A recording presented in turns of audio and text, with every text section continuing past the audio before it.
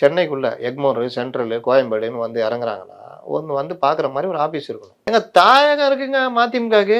இவ்வளோ பெரிய கட்சி அதுக்கே இருக்குது. போனீங்கன்னா நீங்க பார்க்கலாம், எல்லாம் இது பண்ணலாம். வாசல்லே பெரியாரும் அண்ணாவும் இருக்காங்க. கமலாலயம் இருக்குது. சத்தியமூர்த்தி பவன் எல்லாம் பாவம் புளி மாத்திரை அதெல்லாம் போட்டுக்கின்னு சுகர் பேஷண்ட்டுக்கெல்லாம் பெரும்பாலும் அங்கே வரும். சார் அந்த கட்சியோட நீங்கள் தாவக 2 வருஷமான கட்சி ஒப்பிட்டு பேசலாமா நீங்கள்? 139 வருஷம் சார் அது. 139 வருஷம் வச்சு ஆட்சி பிடிக்குன்னு சொல்றீங்க. நீங்க தானே ஆட்சி எப்படி பண்றீங்க?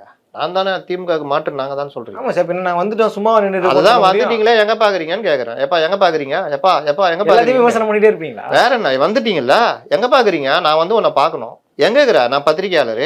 இப்போ நான் டிஎம்கே பத்தி எடுக்கணும்னா நேராக அறிவாலயம் போயிடுவேன். அங்கே அப்படியே சுற்றி இருந்தேன்னா 4 பேர் கட்சிக்காரன் வருவான் போவான். இந்த மாவட்டத்தில் பிரச்சனை அந்த மாவட்டத்தில் பிரச்சனைன்னுவான். ஐஏஎஸ் இருப்பாப்புல, எஸ்பிசிஐடி இருப்பாப்புல, என்ன தலைவர் என்ன மேட்ரு இப்போ தான் அந்த மாதிரி பிரச்சனை ஆச்சு தலைவர். அது அப்படியா?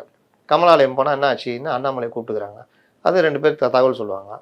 கூப்பிட்டு ரீட் விட்டாங்க தலைவரை அப்படின்னு தான் ஒன்று இருக்குது. பத்திரிக்கை இருப்பாங்க. உள்ள ஒரு மேனேஜர் இருப்பார். யாருங்க நீங்கள்? இந்த மாதிரி பத்திரிக்கை பேர் எழுதுங்க. இது யாரை பார்க்க போகிறீங்க? இவரை பார்க்க போகிறோம். அவர் இருந்தாங்கன்னா அவரை பார்க்க போகலாம். அவங்களும் தனித்தனி அறை இருக்குது தெரியுமா? எல்லா இதுலையும் இருக்குது. உங்களை எங்கே வந்து நாங்கள் பார்க்கறது சொல்லுங்கள்? பனையூர். பனையூர் போனால் கதவை திறந்தா தானே நாங்கள் பார்க்கறதுக்கு. கதவை திறந்த ஒன்று விட்டிங்கன்னா என்ன பண்ணுறது? மூக்கப்பத்தி தான் வெளியில் வரணும். ஏன்னா நீங்கள் பத்திரிக்கையாளர்கள் அடிக்கிறது நாங்கள் தான் கேள்விப்பட்டுன்னு இருக்குமே.